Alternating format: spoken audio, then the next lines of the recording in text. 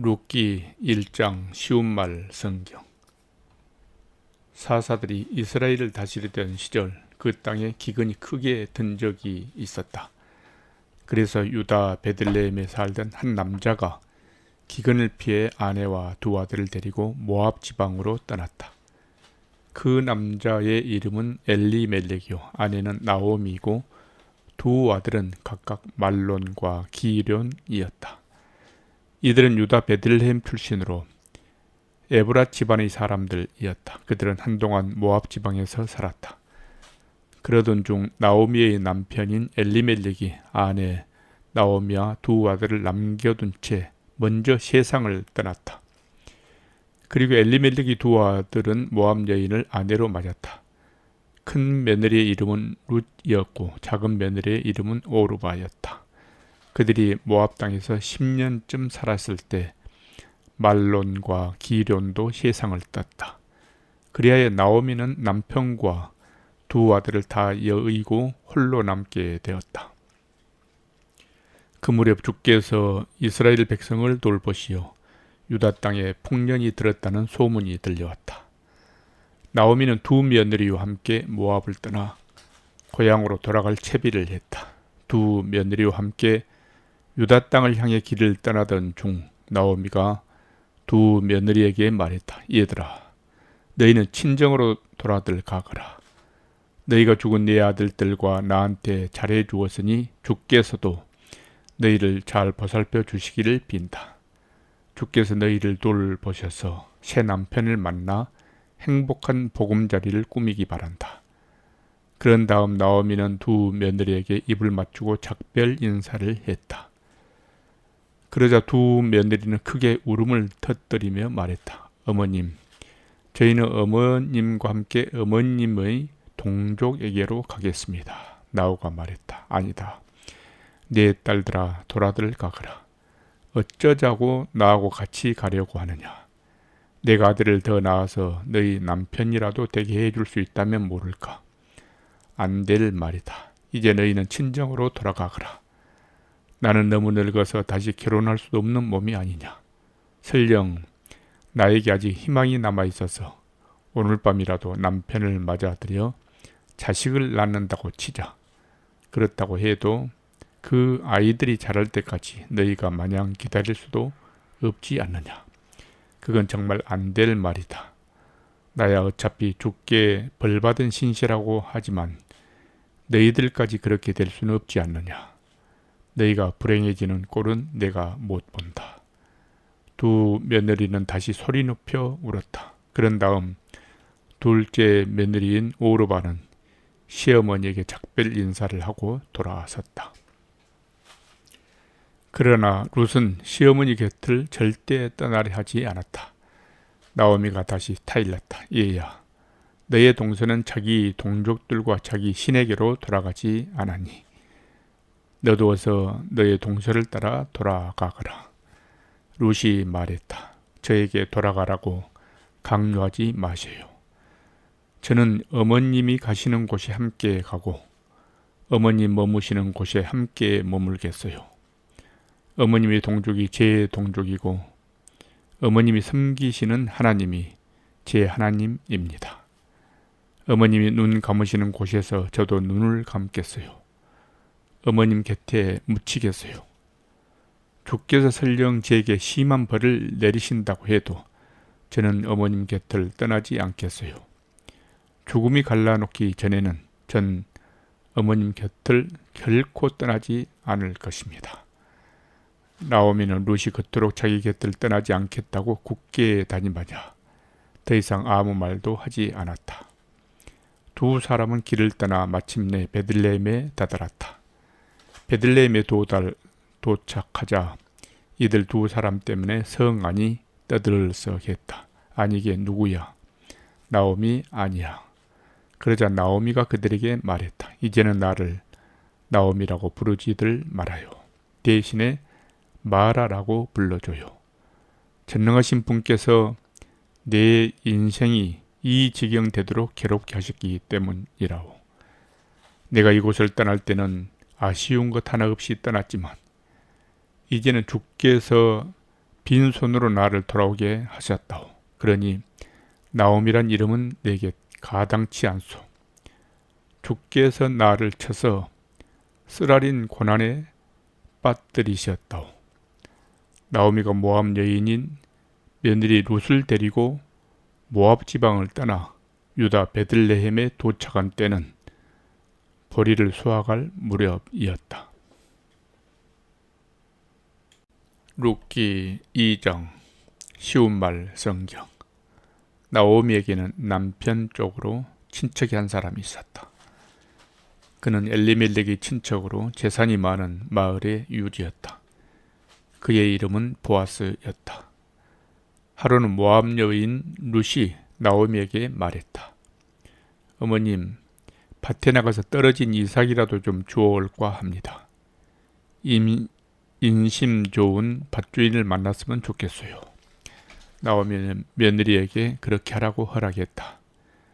룻이 밭에 나가 추수꾼들이 뒤를 따라가며 이삭을 주었다. 그 밭은 공교롭게도 엘리멜렉의 친척 되는 보아스의 밭이었다. 마침 보아스가 베들레헴에서부터 와서 일꾼들을 격려했다. 주께서 자네들과 함께 하시길 비네. 그러자 일꾼들도 화답했다. 주께서 어르신께 복을 내려주시길 빕니다. 보아스가 일꾼들을 거느리는 감독에게 물었다. 그런데 저 젊은 여인은 누구인가? 감독이 대답했다. 저 여인 말씀이신가요? 그녀는 나오미와 함께 모압 지방에서 돌아온 모압 여인이라고 하더군요. 추수꾼들을 따라가며 이삭이라도 줍게 해달라고 하더니 아침부터 지금까지 오두막에서 잠깐 쉰 것을 빼고는 저렇게 계속 일하고 있습니다. 보아스가 룻에게 말했다. 세덱, 내 말 좀 들어봐요. 이삭을 주우러 다른 밭으로 가지 말고 우리 밭에서 일하는 아낙네들과 같이 다니도록 하시오. 우리 밭에서 추수하는 일꾼들을 잘 살펴서 항상 그들 뒤를 따라다니도록 하시오. 내가 젊은 남자들에게는 덱을 건드리지 말라고 단단히 일러두겠소. 이삭을 줍다가 목이 마르면 일꾼 덩어리 항아리에 길에다 놓은 물이 있으니 언제든지 따라 마시도록 하시오. 그러자 룻은 엎드려 절하며 말했다. 한낱 이방 여자에 불과한 저에게 이렇게까지 잘 대해주시니 몸둘 바를 모르겠습니다. 보아스가 룻에게 말했다. 남편이 세상을 떠난 뒤에 덱이 시어머님을 어떻게 정성껏 모셨는지 내가 다 들어서 잘 알고 있소. 정든 고향과 부모님 품을 떠나 낯선 사람들이 사는 이 땅으로 오게 된 내력도 잘 알고 있소. 주께서 덱이 지금까지 살아온 모습을 보시고 그대로 갚아주시길 바라오. 이스라엘의 하나님께서 안식처를 찾아 자기 품 안에 들어온 덱에게 넉넉히 베풀어 주시기를 비요. 룻이 말했다. 어르신 정말 고맙습니다. 어르신의 몸종만도 못한 이 몸을 그토록 위로해 주시니 너무나 고마울 따름입니다. 끼니 때가 되자 보아스가 룻에게 말했다. 이리와 빵을 떼어 초장에 찍어 먹어보세요. 룻이 추수꾼들 곁에 앉으니 그들이 볶은 곡식을 건네해 주었다. 룻이 배불리 먹고도 음식이 남았다. 룻이 이삭을 주우려고 일어나자 보아스가 일꾼들에게 일러두었다. 저 여인이 이삭을 줍더라도 절대 싫은 소리를 하지 말게. 오히려 조금씩 이삭을 뽑아 흘려서 저 여인이 이삭을 많이 주울 수 있도록 해주게. 룻은 밭에서 저녁 때까지 이삭을 주었다. 이삭을 떨어보니 보리가 무려 1에바나 되었다. 룻은 그것을 가지고 마을로 돌아와 시어머니께 보여드렸다.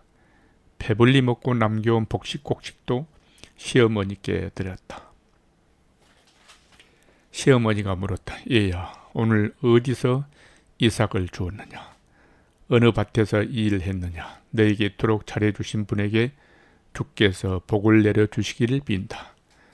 룻이 어느 집 밭에서 일했는지를 시어머니께 말했다. 오늘 제가 이삭을 주운 밭의 주인은 보아스라고 하더군요. 그러자 나오미가 며느리에게 말했다. 주께서 그분에게 복을 내려주셨으면 좋겠다. 그분은 먼저 세상을 뜬 우리 식구들에게도 그렇게 잘해 주시더니 이제는 살아있는 우리에게까지도 그토록 잘해 주시는구나.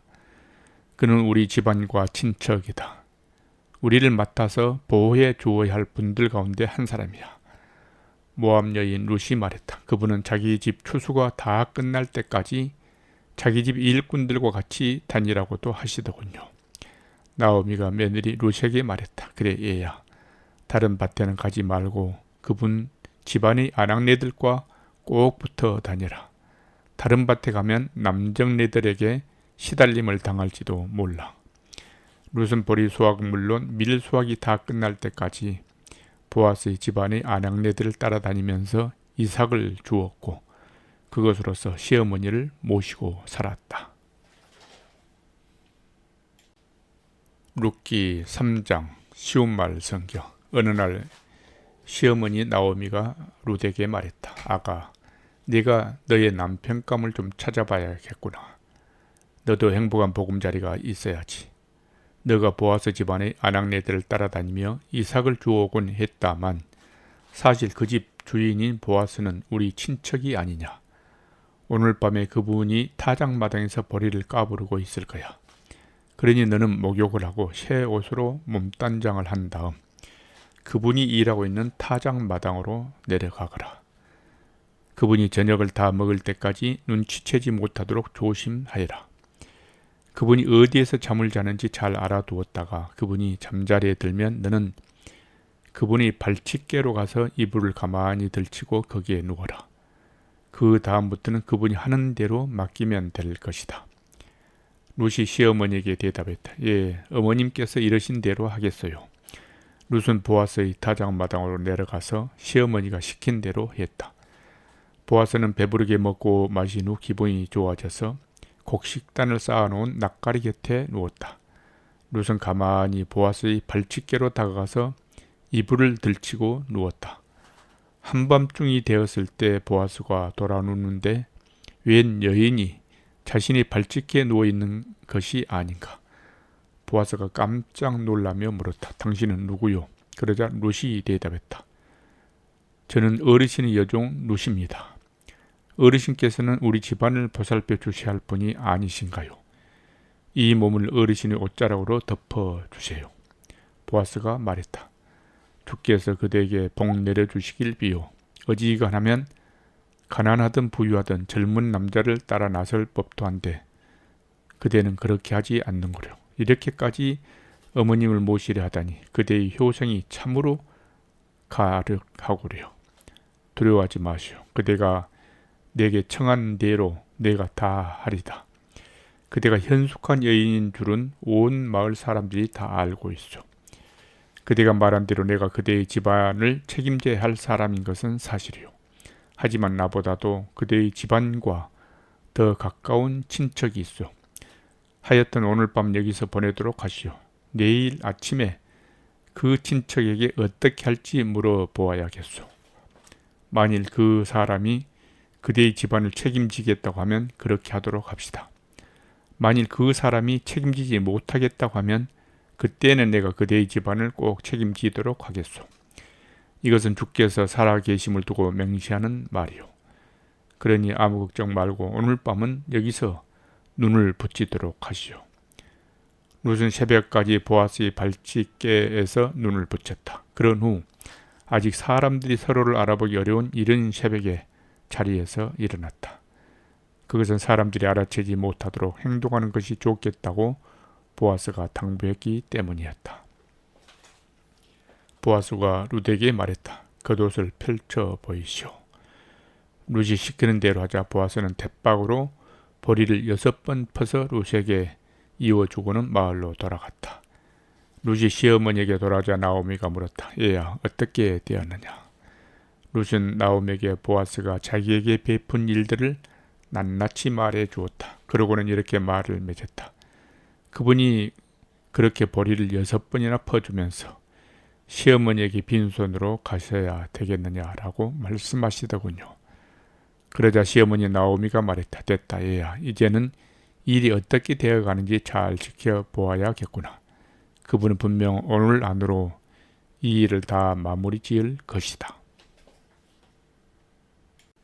룻기 4장 쉬운 말 성경. 한편 보아스는 성문 앞 광장의 높은 데에 올라가 자리를 잡고 앉아 있었다.